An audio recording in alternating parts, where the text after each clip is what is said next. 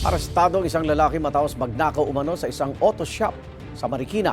Sa kabilang barangay, hinuli rin ang isa pang lalaki na nagnakaw din umano sa isa namang condo unit. May unang balita si EJ Gomez. Nakaupo at nakaposas ang lalaking yan matapos arestuhin ng pulisya dahil sa panloloob umano sa isang condominium unit sa barangay Santo Niño sa Marikina City nitong linggo. Sakay ng motorsiklo ang sospek nang dire-diretso lang daw pumasok sa gate ng kondo. Nagpatay mali siya na hindi niya talaga nag-stop dun sa guard natin para magpa-check. Kaya itong mga guard natin, immediately sinundan nila yung lalaki na dumire-diretso dun sa second floor.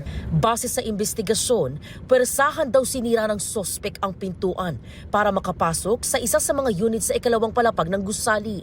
Pagmamay-ari daw ito ng 64 anyos na dentista. Wala pong tao dun sa lugar, kaya talagang ginamitan niya ito ng screw para mabuksan, may pwersa talaga. Kaya doon na siya nakita nung palabas na po siya sa isang room. At yun nga po, may bit siya na eco bag na may mga laman. Wala siyang may pakitang mga ID or pagkakilanlan na siya ay residente doon. Nakumpiska sa sospek ang isang airsoft pistol at airsoft gas canister.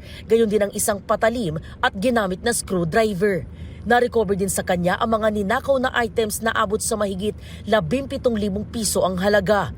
Kabilang ang ilang gadget, pati portable hand at neck fan. Sasampahan siya ng reklamong robbery. Babayaran ko na lang po yung kasalanan ko. Napag-alaman ng Marikina Police na ang motorsiklong ginamit ng sospek nakaw din pala.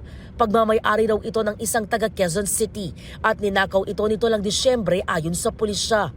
Ginamit din umano ang motorsiklo sa isang insidente ng pagnanakaw sa Parañaque. Wala siyang pahayag kaugnay niyan. Sa records ng pulisya, nakulong na ang suspect noong 2023 at 2024 dahil sa robbery at kasong paglabag sa Motorcycle Crime Act.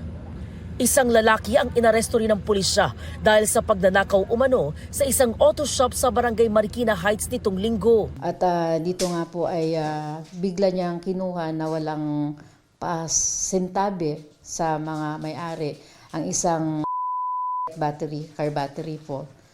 Nakita po siya ng isang katiwala dun sa lugar. Na-recover sa suspect ang ninakaw na baterya na halos 3,000 piso ang halaga. Itinanggi ni alias Josh ang pagnanakaw. Hinihintay lang daw niya noon ang kanyang mga kaibigan malapit sa auto shop para maglaro ng basketball.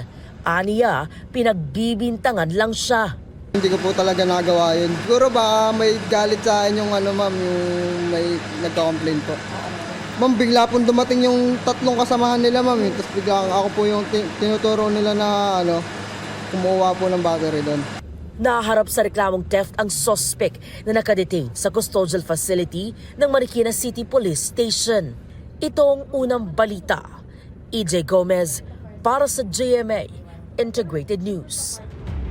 Igan, mauna ka sa mga balita, mag-subscribe na sa GMA Integrated News sa YouTube para sa iba't ibang ulat sa ating bansa.